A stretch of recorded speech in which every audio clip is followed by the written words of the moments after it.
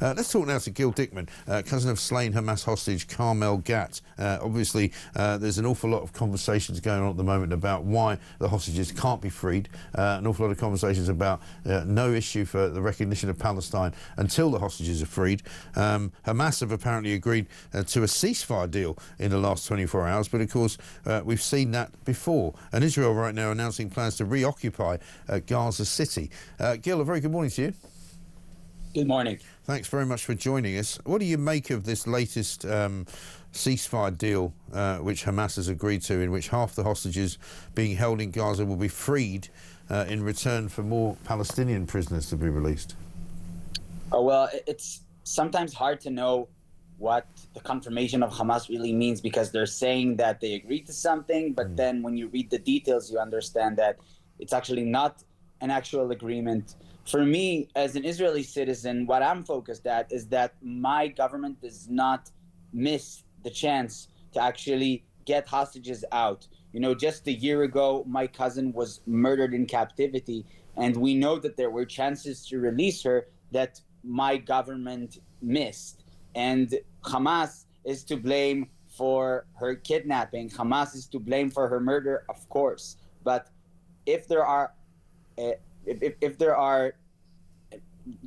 are chances to get hostages back, you can't really miss them. You must act now. Yeah. Do you feel as though the government hasn't done enough then? Is that what you're saying? Of Israel? Oh well, of course. If they had done enough, Carmel would have been here. And other women who were actually held in captivity very close to Carmel came back alive because they had the chance to stay alive before the deal was made, and then they returned. So the way I see it, that my government had the chance to get my cousin alive, and Hamas had the chance to return her alive, and they decided not to sign the deal. For me, it's a sign that whenever there's a deal on the table that would save lives of hostages, you have to take it. And you can't just wait and say, no, we're going to have better terms the next week or next month, or apply military pressure, because that would mean ending the lives of more hostages, and we can't take that chance. Israel, the way I see it, is fighting for the lives of these hostages. This is the actual difference between us, between Israelis and Hamas, the terror organization that controls Gaza.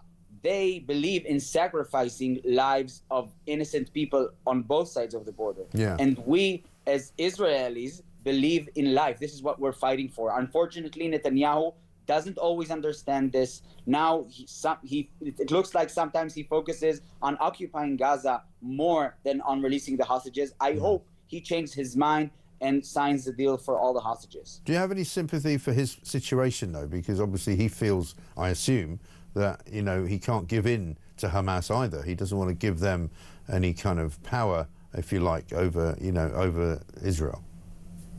Oh, well, I can see what he means, but for me, these are actual excuses, because we went into this on October 7th. Hamas was holding 255 hostages, in which the only way to release them would be to sign a deal with Hamas. And then you can do whatever you want to Hamas after the hostages are no longer there. We had so many chances to release hostages and then to act on Hamas. And we decided that we're going to do the two things at once, both attack Hamas and try to release hostages. Well, almost 2 years after October 7th, we can now see that this is not working. And Prime Minister Netanyahu said so himself. It's not working to try and release the hostages and to get Gaza free from Hamas both at the same time. You have to work in a logical order, to start with getting hostages back, and then to make sure that Hamas is no longer controlling Gaza.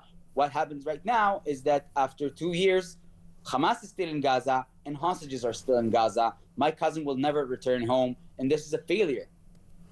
Yeah, I can see how you feel about that. Really good to speak to you, Gil. Thank you very much indeed. I'm sorry about Carmel as well. Thank you.